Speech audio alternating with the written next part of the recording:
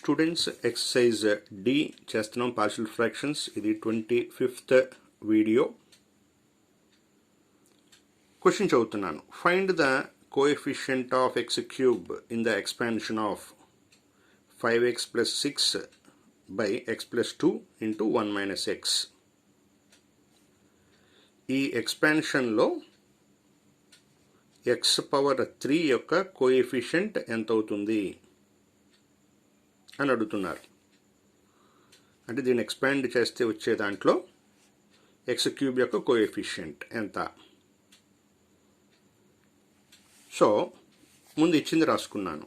5x plus 6 by x plus 2 into 1 minus x. ముందు partial ఫ్రాక్షన్స్గా చేయాలి. ఏం చేయాలి పార్షియల్ ఫ్రాక్షన్స్ అంటే? ఇది ఫస్ట్ ఎక్సర్సైజా, సెకండ్ ఎక్సర్సైజా, థర్డ్ ఎక్సర్సైజా, ఫోర్త్ ఎక్సర్సైజా? ఇది ఫోర్త్ ఎక్సర్సైజ్. ఎందుకంటే కోఎఫిషియంట్ ఆఫ్ అని ఏదైనా అడిగితే అది ఎక్సర్సైజ్ డి. ఇప్పుడు మనం చూడాల్సింది ఎక్సర్సైజ్ ఏబిసిలో ఏది అన్ని చూడండి. Numerator highest power of x is 1. డినామినేటర్లో x into x square. So డినామినేటర్లో పవర్ 2 ఉంది, న్యూమరేటర్లో పవర్ 1 ఉంది. పైన తక్కువ పవరు, కింద ఎక్కువ పవరు, అంటే ప్రాపర్ ఫ్రాక్షన్. ఆల్రెడీ వీళ్ళు లీనియర్ ఫ్యాక్టర్స్ ఇచ్చేశారు కాబట్టి exercise A. Finding partial fractions 5x plus 6 by x plus 2 into 1 minus x equal to డినామినేటర్లో దీని హోల్ పవర్ 1. సో దీని హోల్ పవర్ 1 అంటే దీంతో ఒక పార్షియల్ ఫ్రాక్షన్ వస్తుంది, 1 minus xతో ఇంకొక పార్షియల్ ఫ్రాక్షన్ వస్తుంది. రాసాం. హోల్ పవర్ యొక్క ఇంపార్టెన్స్ అయిపోయింది. ఇప్పుడు ఎక్స్ యొక్క పవర్ చూడాలి. ఎక్స్ పవర్ 1 కాబట్టి దానికంటే తక్కువ పవర్ అంటే 0 పవర్.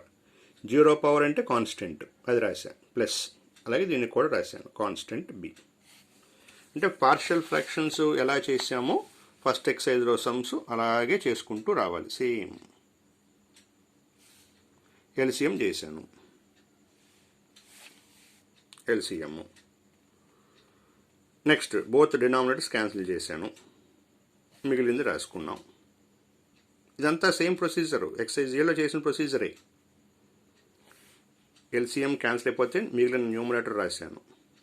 ఇప్పుడు సూటబుల్ వాల్యూస్, ఏబి వాల్యూస్ కావాలి కదా. దీనికి సూట్ అయ్యే వాల్యూ ఏంటి? -2 పెట్టినప్పుడేగా -2 + 2 0 అయ్యేది. So put x equal to -2. ఇంకో వాల్యూ, ఇది 0 అవ్వాలి అంటే x ఎంత అవ్వాలి? 1 పెట్టినప్పుడేగా 1 - 1 0. సో ఈ ప్రాబ్లంకి మనం 2 సూటబుల్ వాల్యూస్ ఇవ్వచ్చు, ఒకటి -2, ఇంకోటి 1. సో నేను -2 ఇచ్చాను ఫస్ట్ సూటబుల్ వాల్యూ. ఈ రెండిట్లో పెట్టాలి, ఎల్హెచ్ఎస్ ఆర్హెచ్ఎస్లో.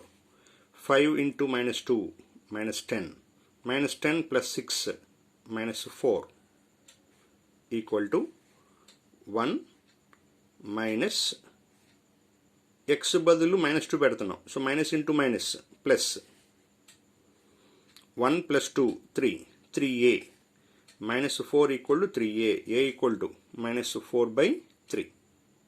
ఏ వాల్యూ వచ్చేసింది. Next B value. ఇంకొక సూటబుల్ వాల్యూ ఏమనుకున్నాం? 1 అనుకున్నాం కదా.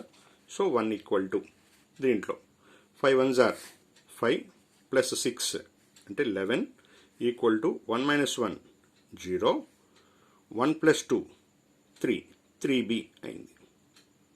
b equal to 11/3. A value B value వచ్చేసింది. ఆ ఏబి వాల్యూస్ ఇందుట్లో రీప్లేస్ చేసాం. చూడండి, ఏబి వాల్యూస్ రీప్లేస్ చేసిన తర్వాత వచ్చింది. ఇక్కడ మనం ఇన్ఫైనైట్ ఎక్స్పాన్షన్ ఫార్ములా రాయాలి అంటే చూడండి, దీని హోల్ పవర్ 1 కదా, పైకి వస్తే అవుతుంది -1 అవుతుంది. -1 అంటే ఇలా వస్తుంది, -1 -1. అయితే ఈ ఫార్ములాస్ అబ్జర్వ్ చేస్తే 1 ప్లస్ ఎక్స్ కానీ 1 మైనస్ ఎక్స్ కానీ ఉండాలి. మరి ఇక్కడ 1 కనపడట్లా, అందుకోసం కాన్స్టెంట్ని కామన్ తీయాలి. ఇక్కడ కాన్స్టెంట్ ఎంత ఉంది? 2. సో 2ని కామన్ తీస్తున్నా. ఎందుకు 2ని కామన్ తీస్తున్నారు అంటే, నేను ఇన్ఫైనైట్ ఎక్స్పాన్షన్ రాయాలి అంటే ఫార్ములాలో ఖచ్చితంగా 1 ఉండాలి. 1 ప్లస్ ఎక్స్ కానీ 1 మైనస్ ఎక్స్ కానీ. సో నేను ఇక్కడ 2ని కామన్ తీస్తే అప్పుడు 2 ఇంటూ x/2 ప్లస్ 1 అయింది. 2 కామన్ తీస్తే మనం తీసిన కామన్ కరెక్టా రాంగా అంటే లోపలికి మల్టిప్లై చేస్తే మళ్ళీ ఇదే రావాలి. చూడండి, 2 ఇంటూ ఎక్స్, 2x/2 అంటే X plus 2 1s are 2. So ఇక్కడ 2, దీంట్లో 2 టైమ్స్ క్యాన్సిల్ అయింది. అలాగే మనకి 1 ప్లస్ ఎక్స్ కానీ 1 మైనస్ ఎక్స్ కానీ ఉండాలి కాబట్టి ఇది ఆల్రెడీ 1 మైనస్ ఎక్స్ గానే ఉంది, ఇబ్బంది లేదు. సో దీని పవర్ ఎంత? +1ఏగా. దీని పవర్ కూడా 1ఏగా. మిగిలింది రాసుకున్నాం, -2/3 ఇంటూ 1 ప్లస్ x/2 అంటే 1 ఎప్పుడు బిగినింగ్లోనే ఉండాలి. 1 ప్లస్ x/2 హోల్ పవర్ 1, అలాగే 1 మైనస్ ఎక్స్ హోల్ పవర్ 1. -2/3 అలాగే ఉంది. ఇది పైకి వచ్చింది. పైకి వచ్చినప్పుడు పవరు నెగిటివ్ పవర్ అవుతుంది. +1 అలా ఏమవుతుంది? -1 అవుతుంది. ఒకవేళ ఇది 2 ఉండుంటే పైకి వస్తే -2 అయ్యేది. 1 కాబట్టి పైకి వస్తే -1. ఇప్పుడు చూడండి, ఇది ఎక్స్ లాగా మీరు ట్రీట్ చేయగలిగితే ఏ ఫార్ములా లాగా కనపడుతుంది? 1 plus X whole power -1, 1 plus X whole power -1. Plus minus కాబట్టి ఆల్టర్నేట్ ప్లస్ మైనస్ వస్తూ ఉంటుంది. Plus minus plus minus plus minus. మరి ఈ ఫార్ములాలో ఎక్స్ ఉన్న చోట x/2 ఉంది కాబట్టి ఇక్కడ ఎక్స్ ఉన్న చోటల్లా x/2 పెట్టుకుంటూ వచ్చేయాలి. x/2 x/2 x/2 పెట్టుకుంటూ వచ్చేసాం. పైన ఫార్ములా ప్రకారం పవర్స్ ఏం రావాలో అవి వచ్చాయి, 1 2 3 అలా. ఇలా ప్లస్ సోన్ లేదా మైనస్ సోన్ అని ఎక్స్పాన్షన్ ఎంతవరకు రాయాలి అంటే, వాళ్ళు మనల్ని లెక్కలో x³ కోఎఫిషియంట్ అని అడిగారు. Coefficient of x³. సో ఇక్కడ పవర్ 3 వచ్చేంత వరకు రాసుకుంటూ వెళ్ళాలి ఎక్స్పాన్షన్. పవర్ 3 వచ్చేసిన తర్వాత ప్లస్ సోన్ అని పెట్టేసుకోవాలి. ప్లస్ సోన్ కంపల్సరీగా పెట్టాలి, ఎందుకంటే పవర్ నెగిటివ్ అయినప్పుడు ఇది ఇన్ఫైనైట్ ఎక్స్పాన్షన్ అవుతుంది. ఎందుకు ఇన్ఫైనైట్ ఎక్స్పాన్షన్ అవుతుంది అనేది ఇక్కడ అసందర్భం. మనం దీన్ని బైనామియల్ థియరంలో డిస్కస్ చేస్తాం. పవర్ ఎందుకు -1 అయినప్పుడు ఇది ఇన్ఫైనైట్ అవుతుంది అనేదాన్ని బైనామియల్ థియరంలో డిస్కస్ చేస్తాం. సో ఈ ఎక్స్పాన్షను పవర్ 3 వచ్చేంత వరకు రాసి +1 అని పెట్టేశాను. నెక్స్ట్ ప్లస్ 11/3 ఇంటూ, ఇది డైరెక్ట్ ఫార్ములా, 2 మైనస్లే కాబట్టి మొత్తం అంతా ప్లస్లో వచ్చేసింది ఫార్ములాలో. ఎంతవరకు రాయాలి అంటే x³ కనపడాలి కాబట్టి కనపడిన తర్వాత ప్లస్ సోన్ అని పెట్టేశాను. ఇప్పుడు నెక్స్ట్ స్టెప్ ఏంటంటే -2/3 into 1 minus x/2 plus x²/2² minus x³/2³ plus సోన్. x²/2² అంటే 4, x³/2³ అంటే 8 ప్లస్ సోన్. ఇక్కడ ఎక్స్పాన్షను అదే, సింప్లిఫికేషన్ ఏం లేదు. ఇప్పుడు కోఎఫిషియంట్ ఆఫ్ x³.